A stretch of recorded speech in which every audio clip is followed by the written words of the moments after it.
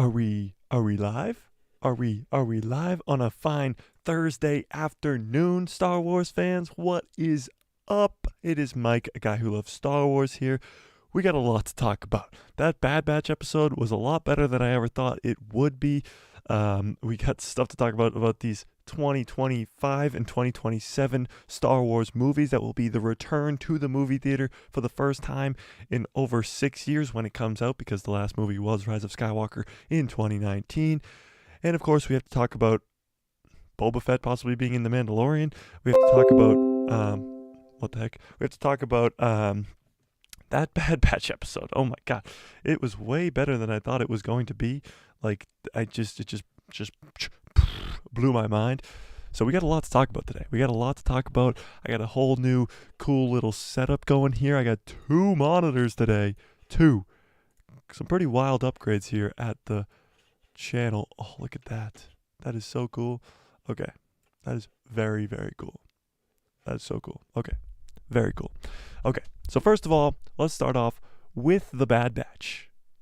What did we think of the Bad Batch episode 5? I mean, I was talking about on Tuesday and last week too about how the Bad Batch has kind of been lacking. Like, it just hasn't really had the feel of anything too special. The plot of the show was really underwhelming, to say the least. I mean, it just was not doing it for me. The Bad Batch was very, very bad, in my opinion, until we finally came around to the realization that it's getting better here in this new episode. So Star Wars Politics Ins says a 6.5 out of 10. Wow, that's extremely low, actually. I had this one actually a lot higher than that. And we'll get into why I think it's higher than that and what my ranking actually is. But here, we'll open up a poll here real quick. Let's see. Open up a poll. Start poll. We'll go rate episode 5 of Bad Batch. And we'll give some options. We'll go a 8 to 10 out of 10. We'll go a 5 to 7 out of 10. And then we'll go worse than 5, which is literally just like terrible. 1 to 5. Or 1 to 4. So, yeah, what do we think? What do we actually think? I mean, that's kind of shocking to me, honestly, that we think that it's that bad. I actually had way higher expectations for this episode, and they kind of lived up to my expectations, if we're being honest. I mean, that episode was a lot better than what we've seen before. Why can't I get this over here? My dual monitor setup is being annoying. There we go. Now we're talking. I thought this episode was a lot better. I thought that it was very cool to see all the fun stuff with this weird ancient technology that we've never seen before. There was some fun things going on. And honestly, I thought it was pretty dang cool. Star Wars Politics says, Mike, are we talking about the same episode, Law? Yeah, I think we are. All right, so let's get into breaking this episode down. So episode 4 and all the episodes before kind of seemed dumb to me. The plot wasn't there. It wasn't furthering any plot of a show. Like, it just seemed stupid. It was all side mission stuff. It wasn't fun at all. And I said on Tuesday, I really hope this episode gives us what the season is going to look like moving. And although we didn't really get much of that, I think that this season as a whole is going to be geared towards the future of Star Wars and where the Mandalorian timeline itself might be leading. We're talking the New Beyond. We're talking about the possibly having these new Force users involved. So we're talking about ancient civilizations like the Night Sisters that have come into the Star Wars galaxy, but they didn't originate from the Star Wars galaxy. So now you have this weird mountain thing that turned into this giant mechanical thing, this monster that was built by some ancient civilization. Now, if you guys don't know what I'm talking about, if you guys didn't watch the episode, this is what I'm talking about. This giant monster thing from the Bad Batch episode 5, it is one of the coolest things we've seen in the season so far, obviously. Giant, jeez, I can't spell today. Giant, this is what I'm talking about. This big boy right here. Here we go. Hang on. Let me share my screen. Oh, look at that. Okay, perfect. This thing.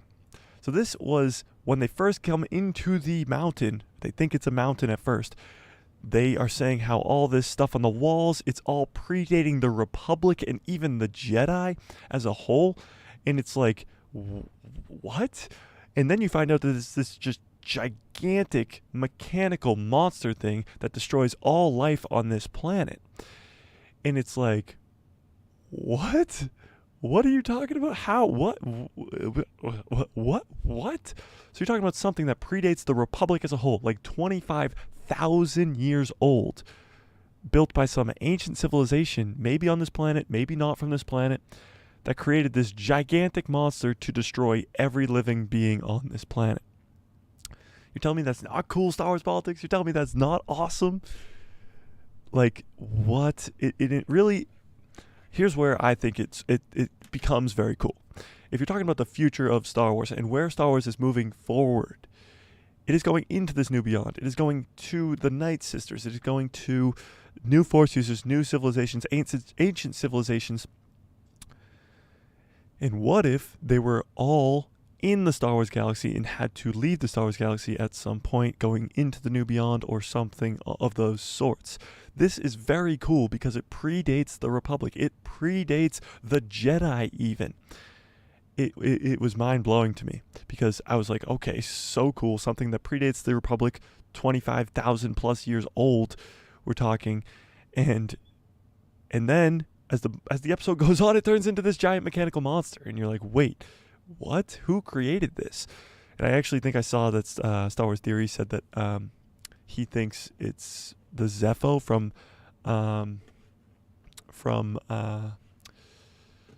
Jedi Fallen Order. And I mean, that's not a terrible theory. I kind of like it, but I think it's going to tie in more to what Dave is doing in the future. And Dave, who's involved, of course, he is creating the Bad Batch Season 2, is also creating the Ahsoka show. And that's where I see this as just being so cool and so much cooler than we actually think it is, because there is so much going on here. So much going on. Star Wars Politics says fair, but I'm ready for something to move the plot of this show forward. True. You have to keep the momentum going to keep people interested in the overall show. So yes, I do think that the Bad Batch is setting up things down the line like the Ahsoka show and maybe like the Mandalorian Season 3. But I agree with you that the Bad Batch itself has to be a good show. And I do agree with you that this is not furthering the plot of the Bad Batch Season 2. Unless the Bad Batch Season 2 is going to be them, like they found out about this whole ancient civilization stuff and maybe they come back to it. Well, it was destroyed in the episode, I think. Yeah, it was destroyed, right? It was destroyed by the end of the episode? I think so.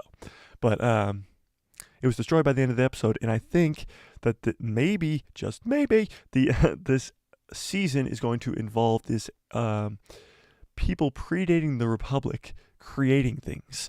Now, this planet, I forget what the name of the planet was, but this planet was not on any of the star charts. It was just like Camino in the prequels, where it wasn't on any of the star charts, which is very strange.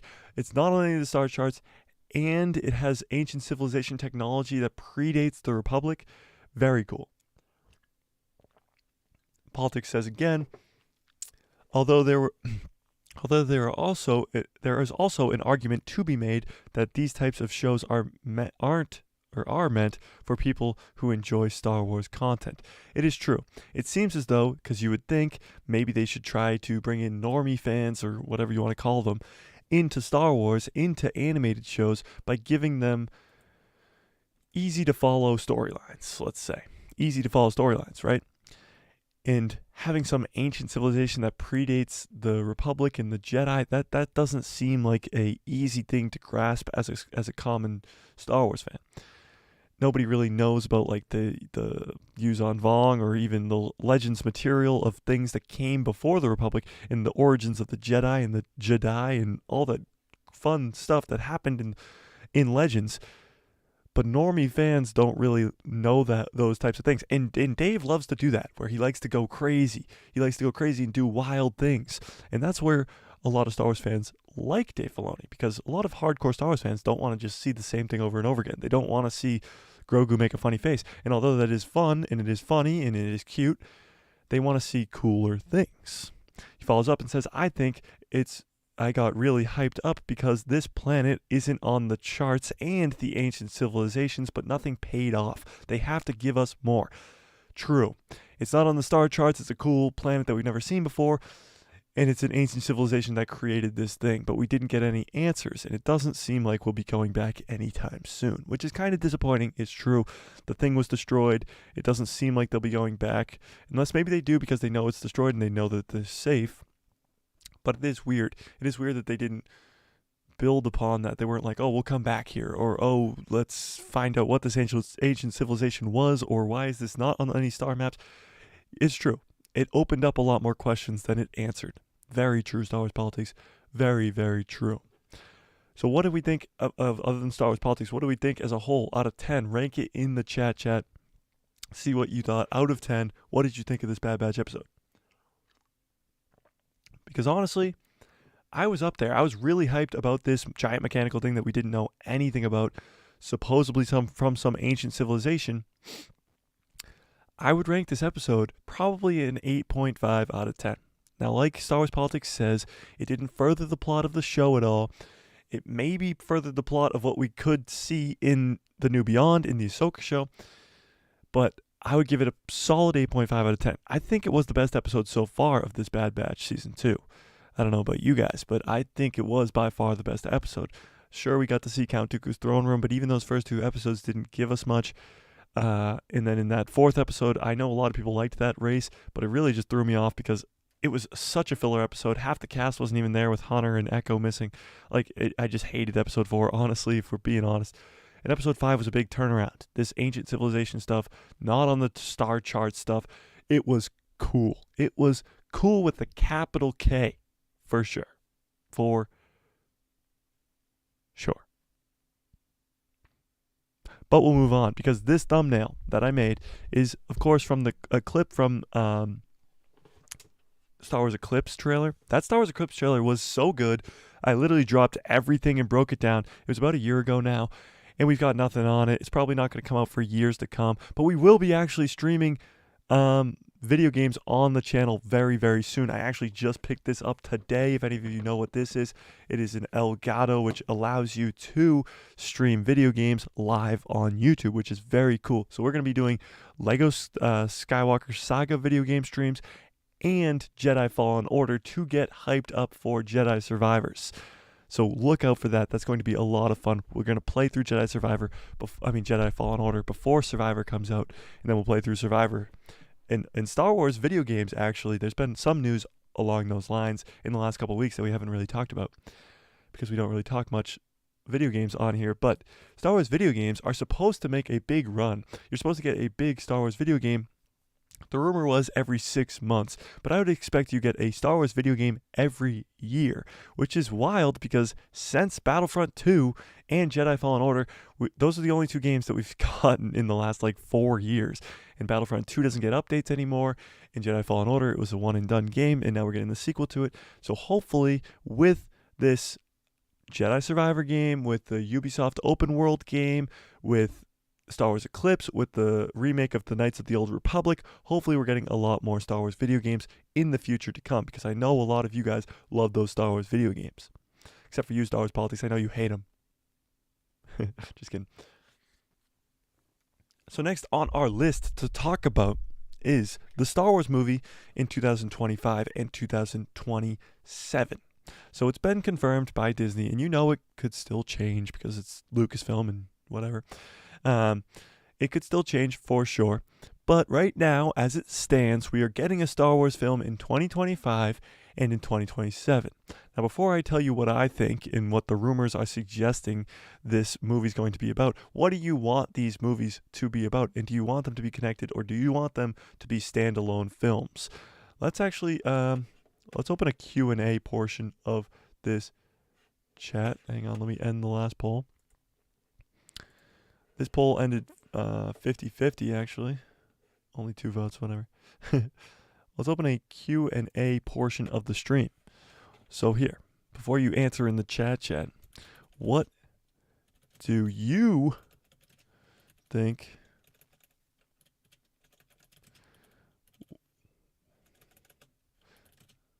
the 2025 Star Wars movie will be about?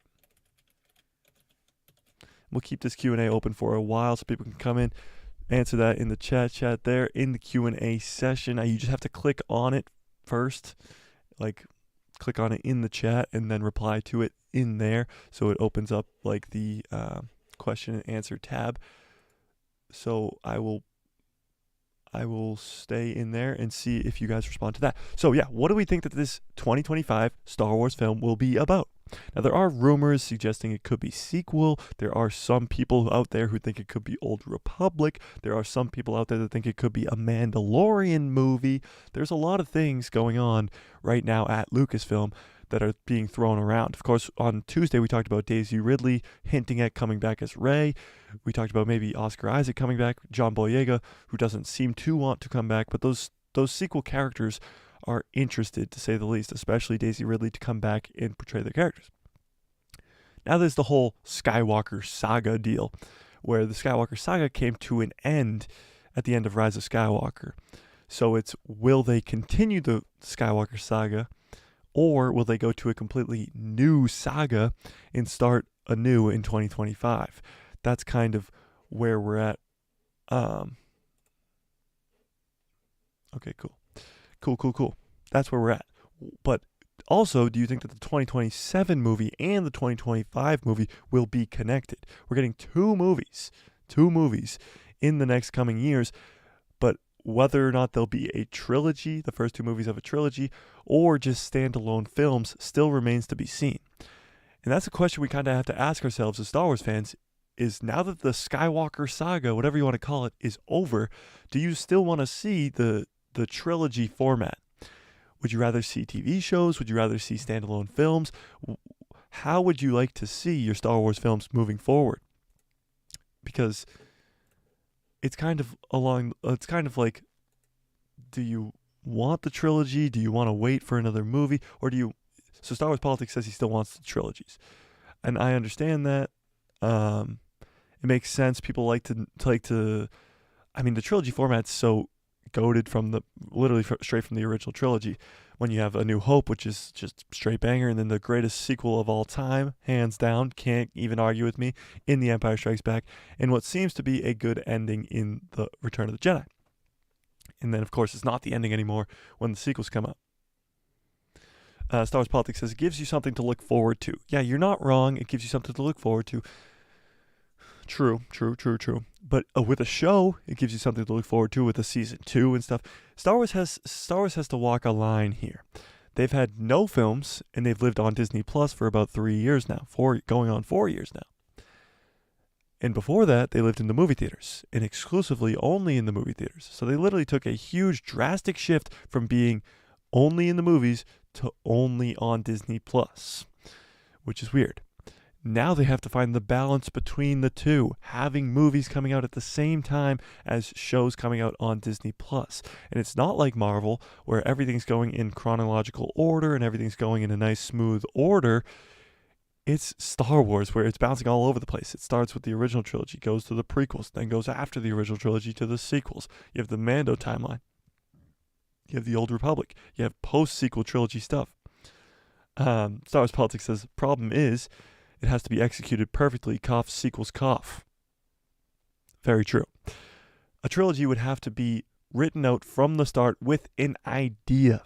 Again, the sequels completely failed because of the fact that there was no solid story from the start. They didn't know what Rey's character was going to end like in The Force Awakens. They didn't know where Finn's character was going to go in The Force Awakens. They didn't know any of that, and that's why the sequels turned out the way that they did.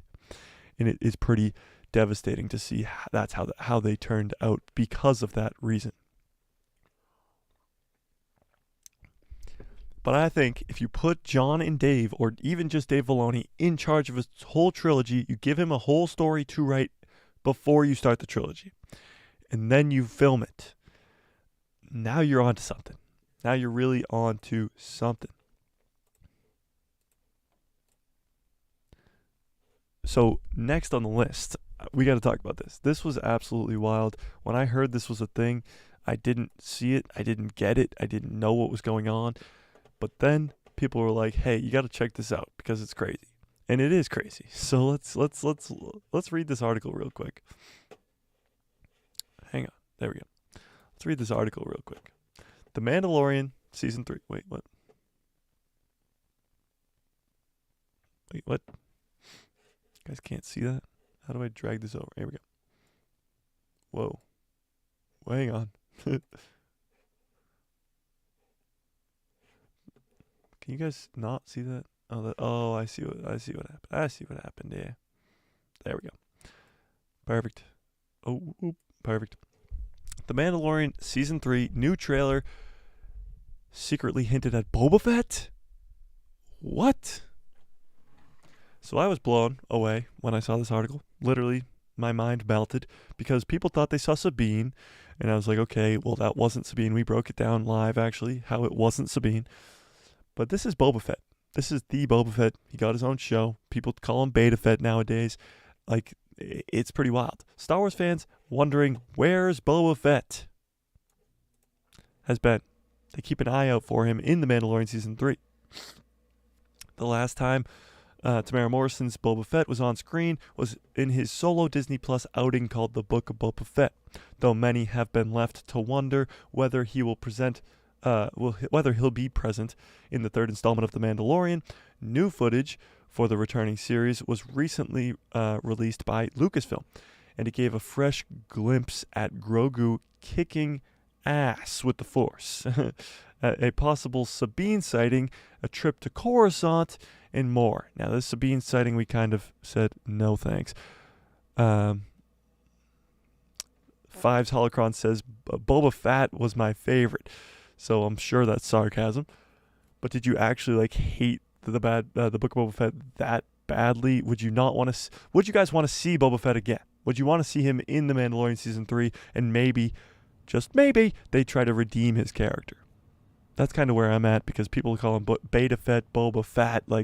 There's a lot of things going bad with Boba Fett right now, and I think him coming into this show would be a good thing. Would definitely be a good thing. However, there was a very curious new scene that doesn't seem to have gotten enough attention, which continues a tradition set by The Mandalorian, as well as hints for a future Boba Fett return. Now, I talked about this a little bit, but not too crazy. Catching up with Boba Fett. So this is Pelimoto from Season 1 and Season 2 and The Book of Boba Fett. Pelimoto's in everything now. She, of course, is on Tatooine. Yes. You know who's the ruler of Tatooine? Of Mos Espa? Mos Espa? Boba Fett. We'll continue. Continuing a trend from past seasons, The Mandalorian will officially return to Tatooine in the third season. So, literally, if you don't think Tatooine's the main planet of Star Wars, it's in every season of The Mandalorian. It's in the season of The Book of Boba Fett. It's in all the prequel movies. It's in 2. It's in one of the original trilogy. It's in one of the sequel trilogy. It's the main planet of Star Wars if there ever was one. So it's going to be in the third season as well. The sequence shows Mando returning to the iconic sandy planet, as evidenced by Din Djarin's N1 starfighter taking off from Pelimoto's workshop. The last time viewers were there, however, another familiar character had taken up a powerful local leadership position, and that is Boba Fett. So did this new teaser actually set up a return for Tamara Morrison's armored anti-hero? Now, I talked about this in my breakdown It's possible. There was a weird thing going on with this R2 unit, astromech unit. Grogu's taking the astromech, the one that Luke said has a bad motivator. Mando takes him in the trailer, which I thought was kind of strange. Nobody else was really talking about it. It was weird. Fives says, "How do you gain weight in a Sarlacc pit?" Very true. I don't know. Maybe the Tusken Raiders eat very well. So it was when he came out of the Sarlacc pit. I'd have to rewatch the Book of Boba Fett, but is he like really big when he comes out of the Sarlacc pit? Maybe the Tusken Raiders just eat very well. R5D4. Is that what this astromech's name is? R5. Yeah, that does ring a bell. So yeah. So Din Djarin is taking R5 from Tatooine. Is that like crazy to anybody else? Like, why does he need an astromech droid? Like, that's Grogu's seat in the N1 starfighter. If you guys, let me zoom in. That's not gonna let me zoom in. Never mind. This is Grogu's seat. So does Grogu get taken again? Is Grogu just sitting in the cockpit with Din? What is going on? Why does Din need an astromech droid in his N1 starfighter? What does he have coming up? What is his plans right now? What?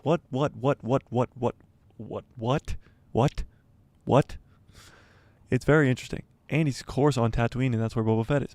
As Boba Fett has been present in both previous seasons of The Mandalorian, he had a tiny appearance in the first season where you just see him walking over to Fennec Shand to actually save her. And he was, of course, in the second season where he comes back, gets his armor. You see the Slave One. You see him go take the throne of Tatooine, kill Bib Fortuna, all that fun stuff. So he has been in both seasons of The Mandalorian in some form. It would seem reasonable to assume that he would be that another return to Tatooine indicates a reappearance of himself is a likely one. So Boba Fett is technically, supposedly, likely to be in this new season. Tamara Morrison has also been showing a willingness to cross over into other shows briefly, as demonstrated by his small cameo in the Obi-Wan Kenobi show. So did anybody else see that? I'm sure you actually did. It was kind of hard to miss. Tamara Morrison was a clone asking for spare change in the Obi-Wan Kenobi show. Star Wars Politics says maybe he needs an astromech droid for navigation. True, but why would he need navigation? To get to Mandalore? Mandalore's not a hard planet to get to, I feel like. I don't know. The Book of Boba Fett also left a number of plot threads up in the air as the show managed to tie up loose ends that from The Mandalorian Season 2's finale. It may be possible that the third season may pay Fett back by following up on his solo plots. Here are some of the most likely options on how the spin-off show story could continue in The Mandalorian. So can Cad Bane come back from the dead? A lot of people thought that Cad Bane didn't actually die in the end of the Book of Boba Fett. When people saw that the beeper thing on his chest was still beeping, they were like, oh, maybe he's still alive. That was kind of a far-fetched rumor. Of course, everybody can come back with the Bacta-Tank nowadays. I mean, he's got Cobb Vanth in the Bacta-Tank at the end of the season. But could Cad Bane actually make an appearance back again? Like, is that a possibility? Should we open a poll on that? Do you guys think that Cad Bane could be coming back? Five says again, Tamara Morrison is a much larger man in the Book of Boba Fett than Jeremy Bulloch's in Return of the Jedi. That's true. They have a different body build for sure. But is that like the biggest deal? Like, is that the end of the world per se? Like, are we all gonna just like shut down because Tamara Morrison has a different build than Jeremy Bulloch? I don't know. Star Wars Politics says probably a filler episode. Hey, I need a droid. Let's go to Tatooine. I really hope not. I hope season 3 has 0 filler episodes. Honestly, if we're being real, I hope it has no filler episodes. That's my dream. Is there's no filler episodes in the in the Mandalorian season 3? Because why do you need a filler episode anymore? A filler episode has really no meaning. Like, at this point in the story, we don't need any filler episodes. Everything should be boom, boom, boom. This is the story. This is Din and Grogu going to Mandalore. This is Din and Grogu going to the Armorer. This is Din versus Bo. This is Din versus Moff Gideon. There should be no room for filler episodes. And I use that in quotations because I don't really like the words filler episodes. Because honestly, if you're making a show correctly, there should be no need. Fives follows up and says, I know people thought Toto might save some dude in the light blinking. Haha, no. But it made Fives, you completely just made my brain shut down. Like, I just had a stroke, I think. Fives, let me try that one more time. I know people thought Toto 360. Oh, Cad Bane's droid. Okay. Let me try that one more time.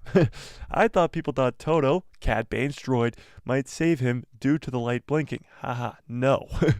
But it made the Boba Fett memes hit home. Yeah. So he thinks that Cad Bane could be alive because we didn't see his droid Toto in the season at all, and he could come in and save the day, as always. So let's start up this poll right here. Do we think Cad Bane's coming back? Because I honestly want to hear you guys' opinion. Because it's honestly just a crazy thought. Literally a stupid, crazy thought. Why does nobody answer when I open a Q&A? Do you guys not understand the Q&A thing? Come on. You click on the Q&A and you answer it in the Q&A.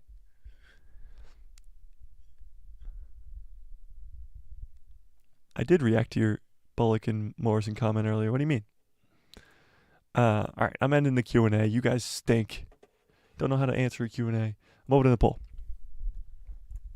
Opening a poll. Do we think Cad Bane's alive? Do you think Cad Bane lived? Yes or no? You guys tell me. Tell me. Do you think Cad Bane lived? Do you think it's possible that Cad Bane himself could live? Five says, no idea. Seen them chat up Ray's return. Yeah, so I made a video on that yesterday, Fives. Ray possibly returning, coming back for a sequel movie, which would be whatever. Add maybe, I'll click that. Not sure if Toto the droid is still around. Should I add maybe to the poll? No, it's a yes or no question. Do you think Cad Bane's alive? Whether or not Toto's alive, whether or not he could have a droid come save him. But it's like, why would Boba Fett just walk away and let the droid come and save him? That's kind of where I'm at. It's like, how is that possible? Wow, yes is off to a strong start right now. Let's keep reading that article, though. I'm just getting used to this 2 screens. It's actually so cool having 2 screens, but yeah, we're just getting used to it. So we got a little bit of kinks today to work out. The most exciting option would be to continue Cad Bane's story. It would be exciting, but again, we saw him die. Perhaps Lucasfilm could use the opportunity to reveal that the audience how the Clone Wars bounty hunter isn't actually dead after all. Maybe this time around he could even go up against Mando himself before hopefully getting away and with his life so that he can show up in more future projects. It is true, it was kind of sad. They brought in Cad Bane to live action and immediately, almost immediately, killed him off. Mikey says, I don't think he should because the story is so far. Wait, hang on, Mikey. I'm having a stroke reading yours too. I don't think he should because of the story so far. But I think Cad will return. So you don't think what? I'm lost. Oh, you don't think Boba Fett will return, but Cad Bane will. It's a possibility. It's a possibility Cad Bane will return. I mean, bringing him into live action was so cool because he's one of the coolest bounty hunters in Star Wars. Hands down, one of my top 3 favorite bounty hunters of all time in Star Wars. And bringing him into live action was so cool. Seeing him in live action was awesome. Then they killed him off. Almost immediately killed him off, which was dumb. It was real dumb, and I hated it. So hopefully he's alive. I agree with you. 5 says, all hinges on Toto. But yeah, definitely looks dead at the moment. I agree. Mikey says, no, sorry. I don't think Cad should return, but I think he will. Oh, I get you. But I'm still loving it. Yeah. So you don't think he should return, but you think he will. Yeah, I get you. I follow, I think. but there is someone else who was previously presumed dead that is most likely going to get a spotlight. This is very true. He was in The Mandalorian Season 2 in the first episode, and that is, of course, Cobb Vanth. An update on Cobb Vanth, question mark?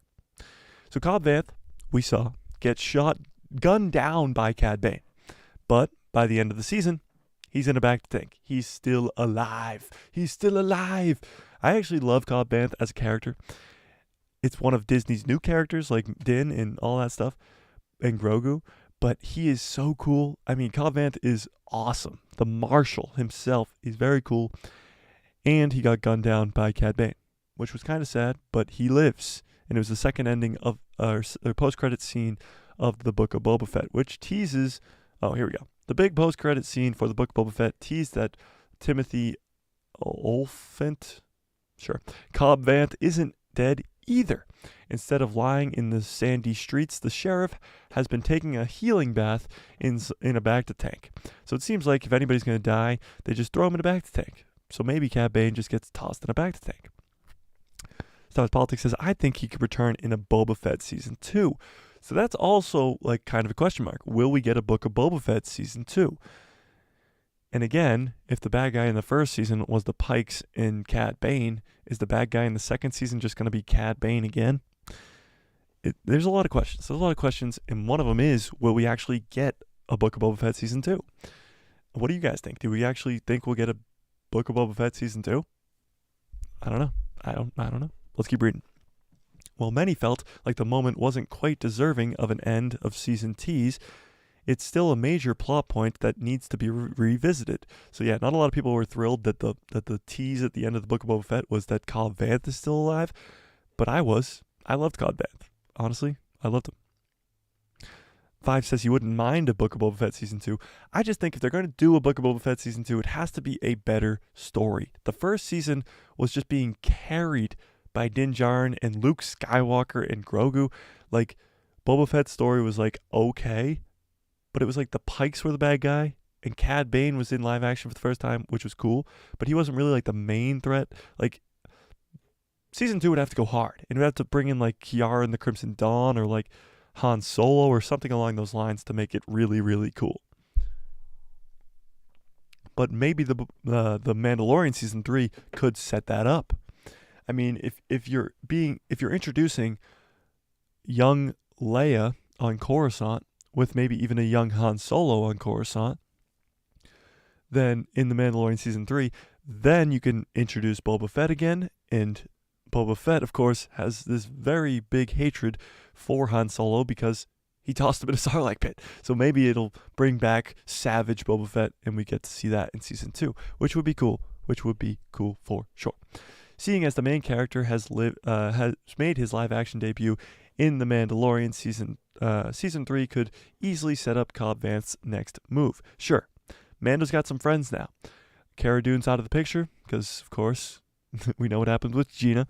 So she's not coming back. He's got friends like Greef Karga and Cobb Vanth and Peli Motto and Boba Fett. Like, these are Din Djarin's friends. These are the friends he makes. It's pretty cool. But will his future take him on more adventures with Din Djarin, or keep him on Tatooine with Boba, or maybe start his own journey with a new lease on life? So do we think they're going to kill Cobb Vanth's character as well because he had a near-death experience? Do we think they're going to change around Cobb Vanth's character? I don't think. I think Cobb Vanth already had a pretty good outlook on life before he almost died. So prep for more Book of Boba Fett. Now here's where they go into Season 2 possibilities. As it stands now, there really hasn't been any word on a second season of the Book of Boba Fett. But clearly there is still plenty to be enthusiastic about for the character of Boba Fett. But what story would it tell? Perhaps an appearance in The Mandalorian Season 3 could plant seeds for Crimson Dawn involvement. Did I not just say that? In a Tatooine's underworld. The criminal organization as seen in Solo, the Solo film, is one many have been waiting to see return. Now, I don't know if you guys know this. I got the comic book right here. But there was this whole comic run, and I think it actually might still be going on. I don't know if any of you guys read Star Wars comics. the War of the Bounty Hunters it started as, and then it went into the Crimson Reign. But you have Kiara, and Kiara come back. This is actually the let's go full screen. Let's go full screen. Full screen. This is Kiara on the cover of War of the Bounty Hunters issue 5, and she comes back as the leader of the Crimson Dawn, and she has been trained by Darth Maul himself. She's been trained by Darth Maul, and she comes back with the Crimson Dawn, and she comes back full force. And this is in between A New Hope and Empire, I think. Or no, in between Empire and Return of the Jedi. This is Boba Fett's story on trying to get Han Solo to Jabba in all the conflicts that he runs into. But there is one cool panel in this because, let me try and find it. Because the Crimson Dawn are back, and Kiara is back, and she's got the whole entire Crimson Dawn forces on her side, but she also has the Knights of Ren on her side. I'm never going to find it. I'm not even going to look. But she has the Knights of Ren on her side. She has all these people on her side with the Crimson Dawn. So could we see her in a Book of Boba Fett Season 2? It would be very, very cool. I'm sure Emily Clark would love to come back and portray the character. If you give her enough money, I'm sure she would do it for free. Just kidding. But I'm sure she would love to come back and portray the character. It's more whether or not they want to go that route. Do they want to bring back the Crimson Dawn? I mean, she's literally Darth Maul's apprentice. She's Darth Maul's apprentice. How cool is that? By the way, hang on. By the way, I literally stayed up so late last night because I was watching Star Wars Rebels. If you haven't seen Star Wars Rebels, tell me in the chat, please. Immediately. Tell me. Have you seen Star Wars Rebels? Don't let me down, chat. Don't let me down. Have you seen Star Wars Rebels? Have you seen Star Wars Rebels? Have you seen Star Wars Rebels? Please don't say no. Star Wars Rebels is the most underrated. Hang on. Star Wars Rebels is the most underrated Star Wars content to ever exist. Ever. I just watched the end of season 2, the one where it's them going to Malachor 5, and they see Ezra runs into Maul there, Darth Maul. There's 3 Inquisitors there. Darth Vader shows up, and it's Kanan, Ezra, and Ahsoka working with Maul versus Inquisitors, and then working against Maul, and then Ahsoka versus Darth Vader. It is like just I could rewatch Rebels just on a loop for the rest of my life. Like, it's just that good. It's so underappreciated, so undervalued. Like, Dave Filoni goes so hard in that show. It's crazy. It's so crazy. Just go watch Star Wars Rebels. Just do it. Just do it. Sorry. I had to talk about that because I watched the end of season 2 and it just got me so hyped, and I couldn't not talk about it. I couldn't not do it. Okay, so 5 says, like the idea of the Book of Boba Fett Season 2 more than I like the idea of a Kenobi Season 2. Yeah, for sure. He needs to stay on Tatooine protecting Luke. Yeah, not running around doing other missions. Still has to stay. Yeah. No Kenobi Season 2. Please, God, no. Please, no. Please, no. Star Wars Politics, you haven't seen Star Wars Rebels? What? What are you doing in this stream? Go, leave. Go, get out of here. I don't care. Leave. Go watch Star Wars Rebels immediately. Nope. Get out of here. Get out. Go. Mikey says she should have been the big bad at the end of the Book of Boba Fett. The Pike Syndicate was largely underwhelming. I completely agree with you. The Pikes were not a big enough bad guy. The whole time when we were predicting episodes, we were like, is Kiara going to show up this next episode? Is Han Solo going to show up in this next episode? It was like the Book of Boba Fett was just letting us down week after week after week, just letting us down so much because there was no bigger bad guy, and the Pikes were not it. They just weren't. They weren't it. They do some cool stuff for sure. Yes, Fives. They do some fantastic stuff in Star Wars Rebels. I mean, the world between worlds. Yeah, don't even get me started. Star Wars Rebels is so good and so underappreciated. I could talk about it for hours. Mikey says, Kiara running Crimson Dawn would have pushed more of George Lucas's rumored original version of Maul building an underground Empire after Return of the Jedi. True. So yeah, if any of you guys don't know what Mikey's talking about here, there was an original idea for a sequel trilogy by George Lucas that was supposed to be Darth Maul creating a underworld. Thank God, Star Wars politics. You almost gave me a heart attack. Darth Maul was creating an underworld empire, and that is who the main bad guy of the sequel trilogy was originally going to be. You'd see a Luke versus Darth Maul, and it would be very cool. But now it seems as though Dave Filoni is taking that to the next level, where he already killed off Darth Maul, so now he has Darth Maul's apprentice and Kiara running the Crimson Dawn and doing some sort of that type of thing. 5 says, with Maul dead and Dryden dead, how big bad could Crimson Dawn have been? So yeah, you obviously didn't read the comics, I'm sure. But what they set up in these, it's a huge run of comics, literally like tens of books.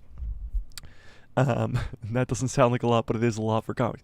But they set up Kiara as this huge big bad because, yeah, like you said, how big bad could she be? She trains with Maul. So after that end of Solo, when Maul says, come to me, and we'll train or whatever. Yeah, it doesn't matter if you didn't read it. So she goes to Maul and trains with him up until Maul kind of leaves, goes to Malachor, and all that stuff happens in Rebels. She gets trained by Darth Maul. Of course, Kiara's not a Force user. We know that. But she still has been trained by a trained Sith Lord. So she doesn't have lightsabers either, but she has like these glowing sticks things. It's weird. But she is very, very capable to be a big bad. And running a whole Crimson Dawn, criminal organization, she also has ties with the Hutts. She also has ties with the Knights of Ren. Like, she is a big bad. They set her up to be a very good big bad, and I think she would have been 10 times better than the Pikes, at least, in the Book of Boba Fett Season 2. Now let's finish off this, article before I go too crazy on everything else. So, where were we?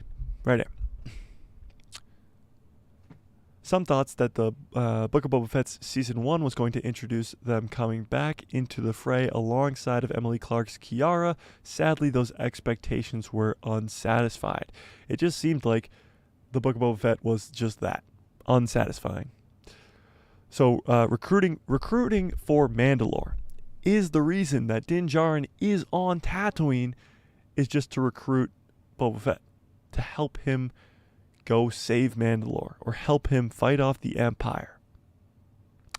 5 says, sucks that they didn't follow them then. Yeah, true. I agree. Another possibility for Boba Fett's return could actually be for more than just one episode. Din Djarin has made it clear that in the Mandalorian's latest trailer that he intends to go back to Mandalore. The throne can actually be seen in previous footage in the first teaser trailer we got. And it seems clear that Mandalore's homeworld could play a key role in the upcoming stuff in this Mando universe. Perhaps Mando needs some help with his effort on the planet. Boba could be one of the first people he would think of. It certainly would be the disgrace. Hang on. It would be one of the first people he thinks of. It certainly won't be the disgraced Cara Dune. So yeah, Cara Dune's not coming back. She's not. It's not happening. There's some fans out there that seem to think that they're still working with Gina Carano and she still could come back. It's not happening. She's not coming back. It's sad. I would love her to come back, but it's not happening. It's not. So if Gina Carano and Cara Dune are not the first person that Mando thinks of, Boba Fett will be. And Boba Fett already asked him for help, so now it's kind of like a return the favor type thing, you know? So although, with all that said, Fett could just easily deny Mando's invite and stay on Tatooine. He's like, no thanks. But after all, he does have water prices to negotiate. True. Fans have been questioning when they'll see Boba Fett again. And The Mandalorian Season 3 seems like the obvious answer. It seems important to give the audience a hint of what the iconic character's future will be, so hopefully Lucasfilm is looking to address that sooner rather than later. And again, Tamara Morrison loves to play this character and would love to come back, so I'm sure they will do that sooner than later. Because isn't Tamara Morrison like 60 now? Like, not that that's old, but like, we want young Boba as long as we can get him. Funny enough, there is another big character whose spin-off could also take up some real estate in Season 3, Ahsoka. Based on rumors, the upcoming series is going to be incredibly important to the Star Wars franchise and was even first teased back in Rosario Dawson's debut back in the episode called The Jedi, when she says, "Where's Grand Admiral Thrawn?" In a perfect world, both Boba Fett and Ahsoka would each get the time to shine in The Mandalorian's upcoming season. Sadly, however, this isn't a perfect world, but maybe Lucasfilm is ready to surprise us. So yeah, Mandalorian premieres on March 1st. It's gonna be a wild season. There's a lot to cover. Them going back to Mandalore, we could see Boba Fett, we could see Ahsoka Tano, who's getting her own show very soon after. We're definitely seeing Bo-Katan. It's wild. It's wild. It's going to be a fun time for sure. Star Wars Politics says, I think we will for sure see her in the Mandoverse. You're talking about Kiara? It's possible. I definitely think it's a possibility, but like definite, I don't know. They just they didn't have her in the Book of Boba Fett. So I was like, where else are you going to put her? Like, this is the perfect spot to put her in. Why would you not put her there? It's just kind of weird to me. It seems very weird. Mikey says she doesn't have to be a buff Force user. Exactly true. She could be a brains and give us a third faction that could go against the heroes: Mando, Ahsoka, Luke, etc., and Thrawn's remnant. So you're talking about 3 different armies. You could have Thrawn's army of undead whatevers. You could have Mando and the Mandalorians with Luke and Ahsoka, and then you could have a third army with the Crimson Dawn, the Knights of Ren, and Kiara. I completely agree with you. She doesn't have to be a Force user. She can be a brains type person like Thrawn. Thrawn's going to come in. He's not a Force user. He doesn't have all that much going on there, but he is one of the most intelligent people. He's like a Sherlock Holmes of Star Wars. Like, he is that good, and it's very cool to see. 5 says, Mock Shiz did not want someone he couldn't control/deal with.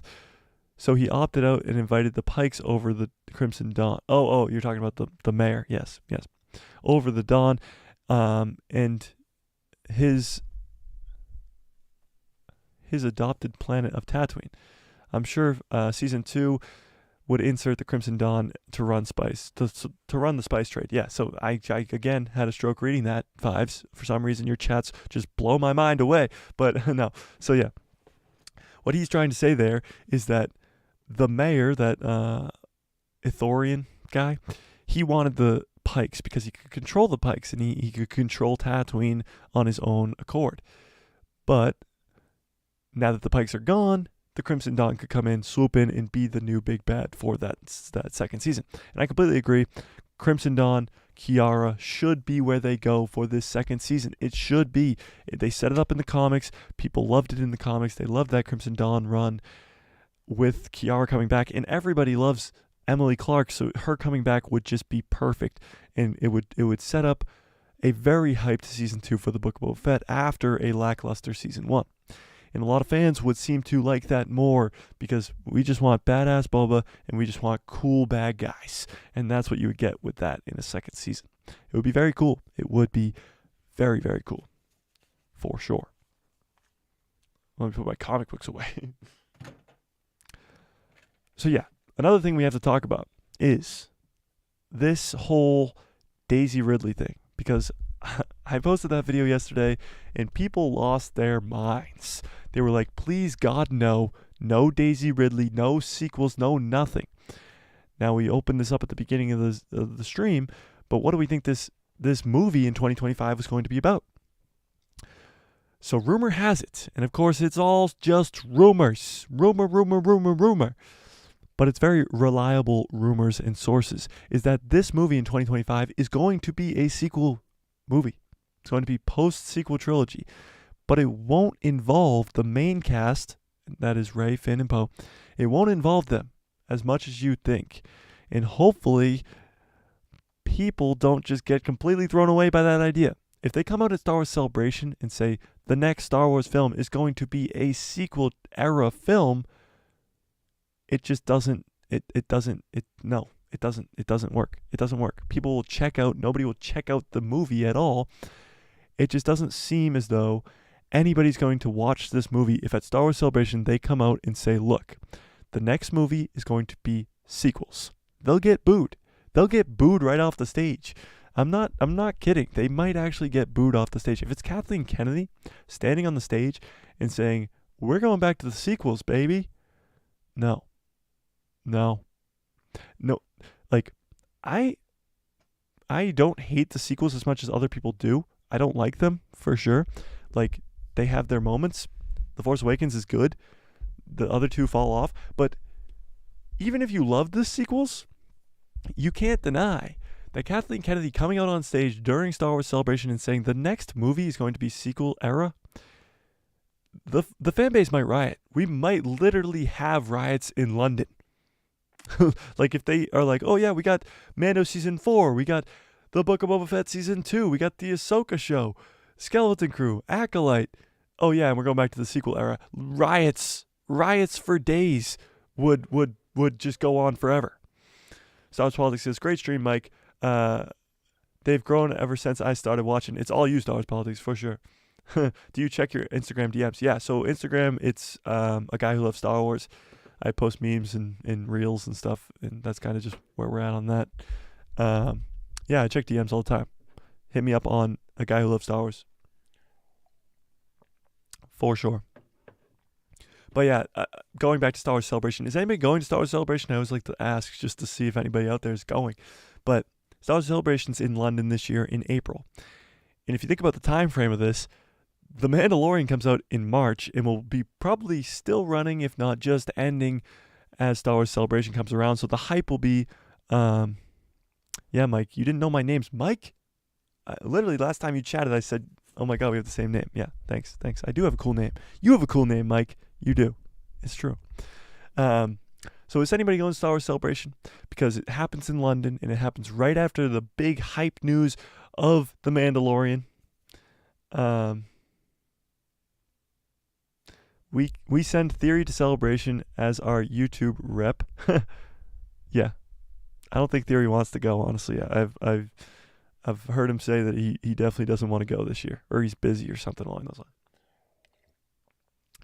But we'll be covering all the news for sure on the channel. I'm not going, but we'll be covering all of it here. It's actually a lot easier for me to cover it here because I literally have the camera right here and the microphone right here, and it's a lot easier for me to just sit here and tell you guys all the news instead of going there and actually, it would actually be a lot harder to tell you all the news. But with all that being said, Star Wars Celebration is coming off of the hype of The Mandalorian Season 3 and the hype for Jedi Survivor. And wherever that ends, there's going to be a huge buzz around Star Wars. And then Star Wars Celebration is going to hit. We're going to get announcements for the Book of Boba Fett Season 2, possibly.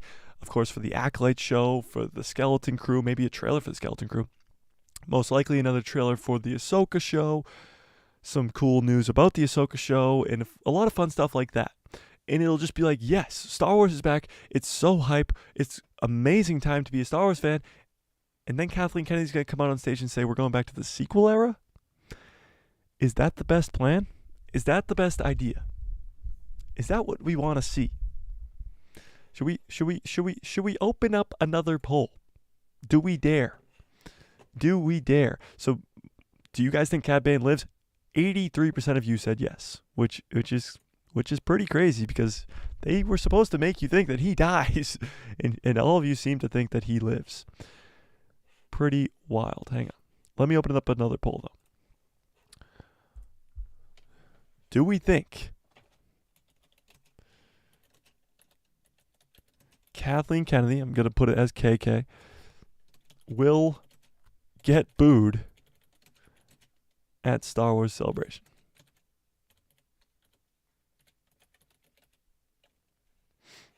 Do you think Kathleen Kennedy will be booed at Star Wars Celebration? Yes or no? You guys tell me.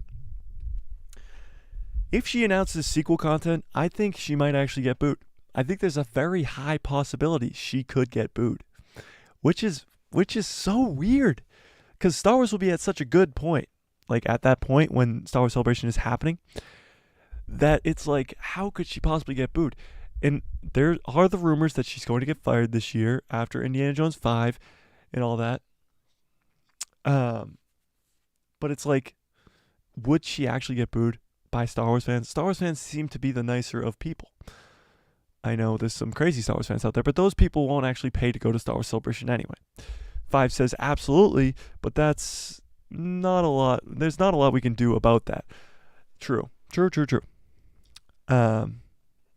It's just weird to think that like she could possibly be getting booed at Star Wars Celebration. It's crazy. Of course, we still have the deal. If any of you guys weren't here for it, we have a deal that if Kathleen Kennedy is not fired by November, I'm giving away a free Galaxy's Edge lightsaber of your choosing, which is going to be a lot of fun. So I'm hoping you guys are hoping that she doesn't get fired and you guys get a free lightsaber, free giveaway. We are going to be doing some giveaways when The Mandalorian starts. Some Legos, some maybe like a Darksaber or something along those lines. I haven't really decided yet, but we're definitely doing some cool giveaways for The Mandalorian Season 3, for sure. 5 says, I can't imagine she finds it fun at this point either. Yeah, true. Do you think Kathleen Kennedy actually enjoys her job anymore? Like, people hate her. People absolutely, like, hate her. If you go in any Star Wars feeds on, like, Twitter or even YouTube or anything, it's just straight Kathleen Kennedy hate. And it's not all her fault, but, like, it's a lot her fault. Star Wars Politics says, hot take, but I'd rather see posts Episode 9 stuff than Old Republic stuff. Whoa, that is one hot take. So here's how I look at it. The Old Republic would be so much better, like so much better. But post Episode 9 stuff, if you have Grogu, if you have maybe even Ahsoka still alive, post Episode 9 stuff would be kind of cool. It's just how they're going to advertise it, because they can't advertise it as an extension of the sequel trilogy. People won't go watch that. They have to advertise it as like a Grogu thing or a whole new start to a saga or something along those lines, and it just happens to take place after Episode 9. They can't just come out and say this is more sequel content, because people would just leave. They would just be like, no thanks, and it would make no money. Mikey says, interesting. I guess moving forward can be a good strategy if done correctly. I completely agree. Moving forward past Episode 9, if done correctly, can be very good. He says, I'd prefer a 3-season adaptation of a Darth Bane novel. Just reread them, and it's a great Star Wars story. Yeah, a Bane trilogy would be so cool, but you want a 3-season TV show. That's interesting. You don't want it in a movie format. Actually, true, those books kind of do work better as a show, if you think about it, because there's so much information going on there, and to condense that into just 2 hours of a movie would kind of be dumb. It is true. It would be cool and it would be a good way to actually bring us into the Old Republic, would be to do a show about Darth Bane. But Darth Bane's kind of like the end, because he starts the rule of 2 and then all the Sith kind of just die off. I want to see like hundreds of Sith versus hundreds of Jedi. That's what we want to see, right? Star Wars Politics says, we already have so much of that old stuff. We need some fresh new, but there are some of our favorite characters like Force Ghost Anakin. True, but there isn't really all that much of that old stuff. It's all legends. It's all like the Bane trilogy is not canon. The Knights of the Old Republic, even the game isn't canon. We need canon Old Republic stuff. We want Dave Filoni in charge of the Old Republic, you know?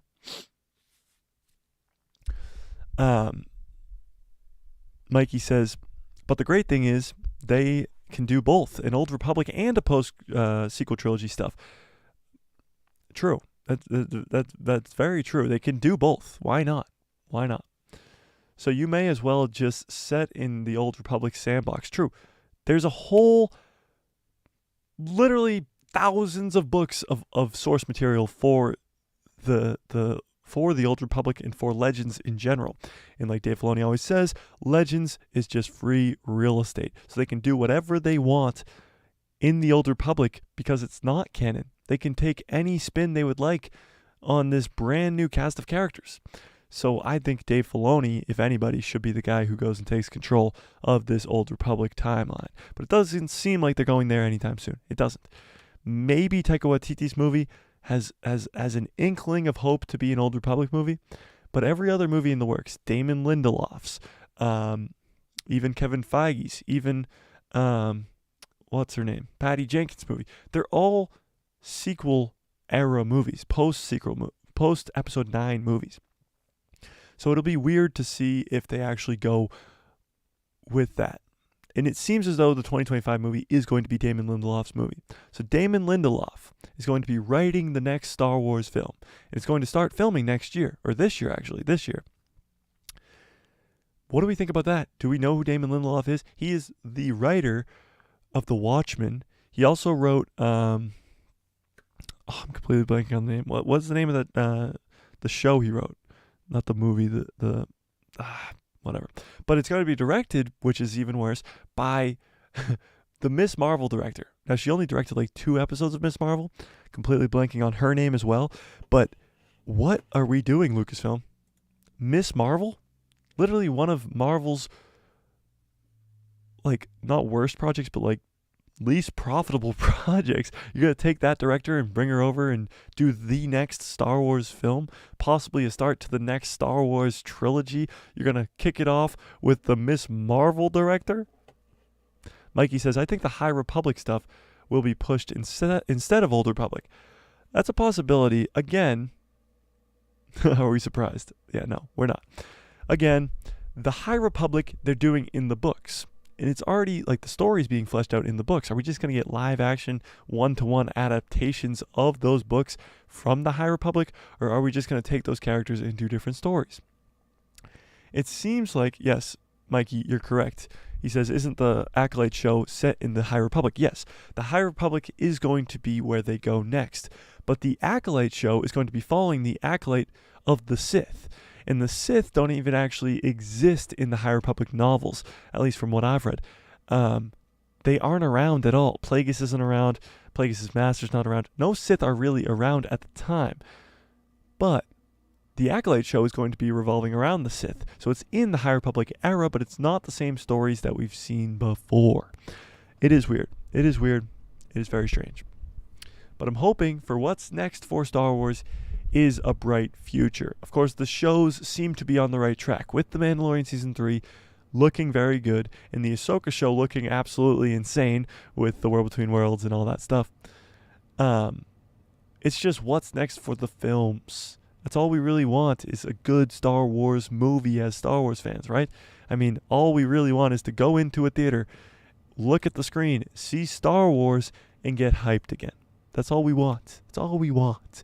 So finally, the Disney Plus shows are back on track with The Mandalorian Season 3, the Ahsoka show. Hopefully the Skeleton show is good. Hopefully the Acolyte show is good. But we want the movies to be right there with them. We want the movies to be just as good, if not better. And that's where I'm at with that. We actually do have a little bit of other news to get to here. This came out, I think. Oh, yeah, we talked about that. But I was just going to say the lineup that was going to whatever. So here you go. This is more on whether or not we could get a Book of Boba Fett Season 2. So this says, whoops. Let's try spinning. That's a nice trick.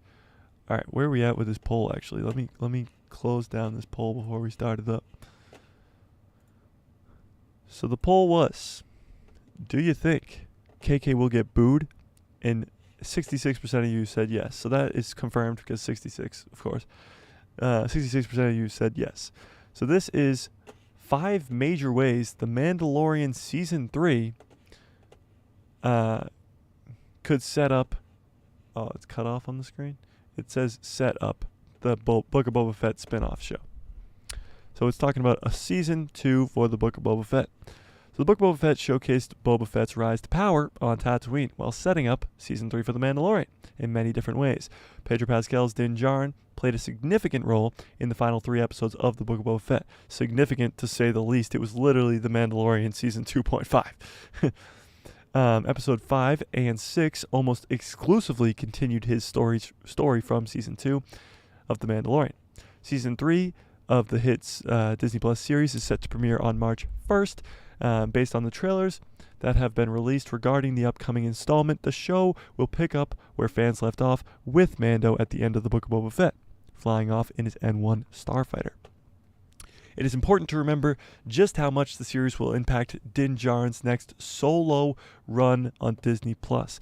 Just ahead are 5 unique ways, along with some honorable mentions, in which the Book of Boba Fett set up Season 3 for The Mandalorian. So how did this Book of Boba Fett actually set up The Mandalorian Season 3? So the first honorable mention is Grogu trained as a Jedi with Luke Skywalker, which is pretty crazy. So the most recent footage of the trailer, some footage can showcase Grogu using the Force and pushing, sending an enemy flying back in the air. Obviously, Grogu couldn't do this in the last couple seasons, but now he's doing it. Even though Grogu didn't spend much time learning from much time as Luke's first student in the Jedi Academy, he still seems to learn a decent amount from the Grand Master. In Episode 5 of the Book of Boba Fett, Luke taught him patience, balance, and how to even move faster by using the Force. Grogu jumping around in that 5th episode was awesome. He may not have a lot of endurance, but the skill taught by Grogu by Luke will more than likely be on display in the 3rd season of The Mandalorian. Now, Din Djarin and Boba Fett, they've become homies, to say the least. Din and Boba have developed a trusting relationship throughout The Mandalorian Season 2 and the last half of the Book of Boba Fett. In the latter, Din traveled to Tatooine to help Boba fight off the Pike Syndicate, and at different points in the finale showdown, Din was prepared to give his life for the former bounty hunter. So Din is ready to help out Boba. Is Boba ready to help out Din? That's kind of the question. Boba and Din are technically, even at this point in the story, as each has helped the other in a desperate time of need. However, as previously mentioned, there is now a certain respect between the two characters, and if Din is in a pinch in any point in Season 3 The Mandalorian, it is not far-fetched to suggest that Boba would come to his aid. Cobb Vanth's post-credits scene. Now this is pretty cool because Cobb Vanth, again, like we talked about earlier, is a very cool character. The final episode of the Book of Boba Fett featured a post-credits scene that showcased Cobb Vanth in the bag-to-tank healing after the cowboy-style fight with Cad Bane. One of the coolest scenes in the season. Similar to Din Djarin's relationship with Boba Fett, he and Cobb Vanth have developed a great amount of respect for one another. Because of the attack on Cobb, he is likely to feel now that he is in the fight for good. And since the post-credit scene confirmed he will be alive, it is possible that, and even likely, that he will be back in touch with Din in the upcoming installment of The Mandalorian. So Cobb Vanth being in The Mandalorian Season 3 hasn't really been talked about all too much. Like, Cobb Vanth is a cool character introduced in the last season of The Mandalorian, but nobody talks about him showing up to Din's aid. What if it's not Din Djarin versus Bo-Katan, but it's Din Djarin and other Mandalorian and Cobb Vanth and Boba Fett and even Bo-Katan versus Moff Gideon in a remnant of the Empire? 5 things to know from the Book of Boba Fett for The Mandalorian Season 3. The first one being the Mandalorian Creed. Now this is obviously seen in the trailer. It's going to be a big, big deal. Din Djarin's main goal through Season 3 of The Mandalorian appears to be venturing to Mandalore. The Book of Boba Fett revealed that Paz Vizsla and the Armorer were secretly rebuilding their covert. Din found them, but ultimately was not exactly welcomed back because he's taken off his helmet. The Armorer asked Din if he has removed his helmet in front of others, with Mando confirming that. I don't know why he didn't lie, but he had before, and he was banished from the Armorer's clan for breaking the Mandalorian creed. However, the Armorer then told Din that he could be forgiven for his sins if he ventured to Mandalore and cleansed himself in the sacred waters below the Beskar mines.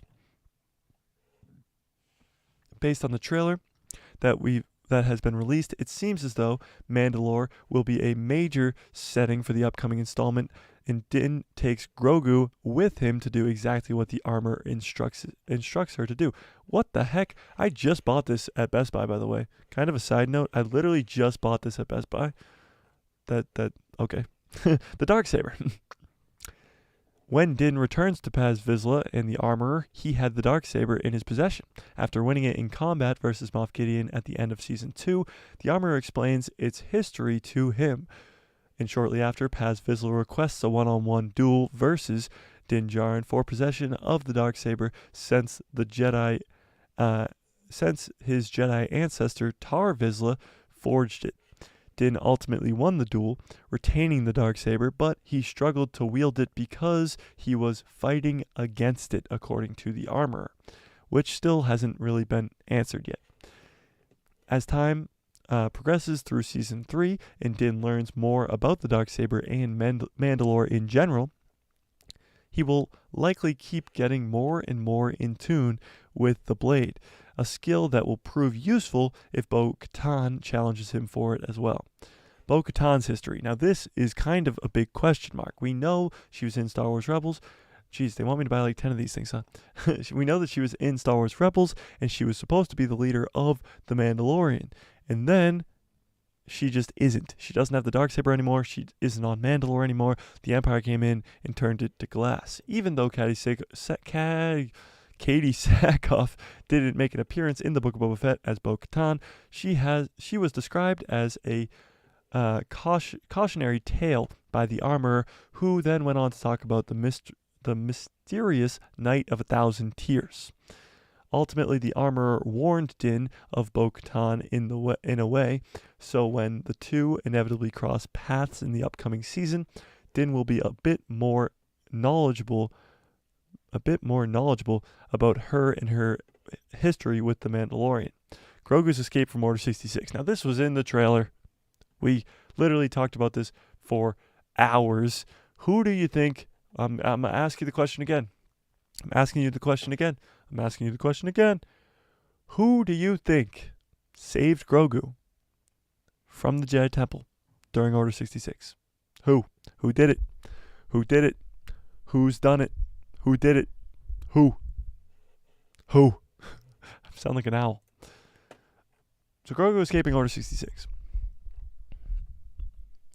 It is revealed in the Book of Boba Fett that Grogu was actually at the Jedi Temple on Coruscant when the 501st clone troopers stormed the temple with Anakin Skywalker. The flashback scene shows multiple Jedi were in front of defenseless Grogu, blocking incoming blaster fire. In the latest trailer for The Mandalorian Season 3, a quick shot teased that there is more to learn about what happened to Grogu on that night during Order 66, which is very cool. Grogu reuniting with Din. That happened already in The Mandalorian. Are people really that upset about this? I still see it all over the place. People are actually very upset about this.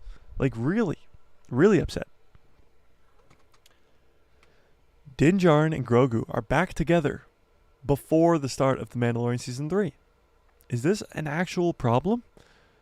Like, I get it. The end of Season 2 was very emotional. It was this big cliffhanger ending. But then we got a whole year off. And then the Book of Boba Fett came out. And then the Book of Boba Fett actually answered all the questions. It brought Din and Grogu back together. Do people have a big problem with that? Din and Grogu being together at the start of the Mandalorian season 3. It's weird. It's weird. Star Wars Politics says a clone. He was taken, not saved. Interesting. So you think a clone just scooped him up for Palpatine? Because of course, if you guys don't know this, Palpatine's at the Jedi Temple during Order 66. He is there. And you know that because when Yoda and Obi-Wan go into the Jedi Temple, when Obi-Wan and Yoda go into the Jedi Temple and see the security feed of Anakin striking down all the Jedi, it's the security feed of the Jedi Temple. And you see him bowing in front of Palpatine. And that's when they find out that he sends Anakin to Mustafar. So that is Palpatine confirmed in the Jedi Temple. So is Palpatine coming up to scoop up Grogu, or did a clone, like Star Wars Politics is suggesting here, scoop up Grogu and give him to Palpatine? Star Wars Politics says he's making a video about it's dropping Sunday, plug. Yeah, go check out Politics video on Sunday about Palpatine or a clone scooping up Grogu during Order 66. All right, that's pretty much all I got to talk about today. The movie in 2025, is it going to be as cool as people think? Is it going to be sequel era? Is Kathleen Kennedy going to get booed at Star Wars Celebration? And was The Bad Batch Season 2, Episode 5 as good as I thought it was? Or is Star Wars Politics right and it sucked? I don't know. You guys tell me. Any last things? Mikey and Fives, what did you guys think of The Bad Batch Episode 5? 5 5s. I gave it an 8.5 out of 10.